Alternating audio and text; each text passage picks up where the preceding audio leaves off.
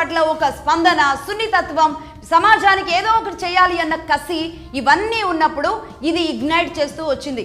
ఏ రూపాల్లో ఇగ్నైట్ చేస్తూ వచ్చింది?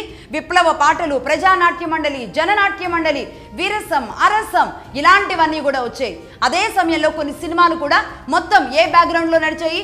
అడవి బ్యాక్గ్రౌండ్లో, మావోయిజం బ్యాక్గ్రౌండ్లో, ఈ ఎర్ర జెండాల బ్యాక్గ్రౌండ్లో సమాజంలో ఒక కీలకమైన మార్పు తీసుకురావాలి అన్నట్టుగా సినిమాల రూపకల్పన కూడా అలాగే ఉండేది.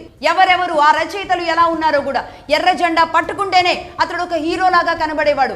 మావోయిస్ట్ అయితేనే అతడు రియల్ హీరో. అదే రియల్ హీరోయిజం, మావోయిజమే రియల్ హీరోయిజం అన్నట్టుగా ఉండేది.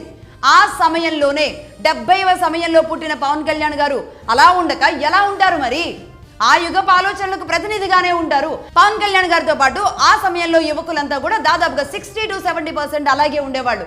మావోయిజం మాత్రమే నిజమైన హీరోయిజం అనుకునేవాళ్ళు. అదే సమయంలో చైనా మావోయిస్ట్ విప్లవ పితామహుడు మావో జెడాంగ్, ఆయనవి కొన్ని రాడికల్ వర్డ్స్ ఉండేవి. అదేంటి అంటే రాజ్యాధికారం తుపాకీ గొట్టం ద్వారానే వస్తుంది అని మావో జెడాంగ్ ఇచ్చే పెద్ద పెద్ద స్లోగన్స్ ఉండేవి. దానికి ఇంకాస్త ప్రభావితం అయ్యేవాళ్ళు. అదేవిధంగా తెలుగు నేల మీద కూడా కోకొల్లలు ప్రతి కుటుంబాన్ని పరీక్షించండి, ప్రతి కుటుంబాన్ని చూడండి. ప్రతి కుటుంబంలో కూడా ఆ భావజాలానికి ఆకర్షితులైన వాళ్ళు ప్రతి ఇంటిలో ఒక్కళ్ళైనా ఉంటారు. కేవలం ప్రభావితమయ్యి దానికి దాదాపుగా ఒక 50% దగ్గర దాకా వెళ్ళి అక్కడి నుంచి అది సరైనది కాదు అనుకుని వెనక్కి వచ్చిన వాళ్ళు ఉంటారు. అలాంటి వాళ్ళే 70% ప్రభావితమైన వాళ్ళలో అలా వెనక్కి వచ్చిన వాళ్ళే దాదాపుగా 60% ఉంటారు.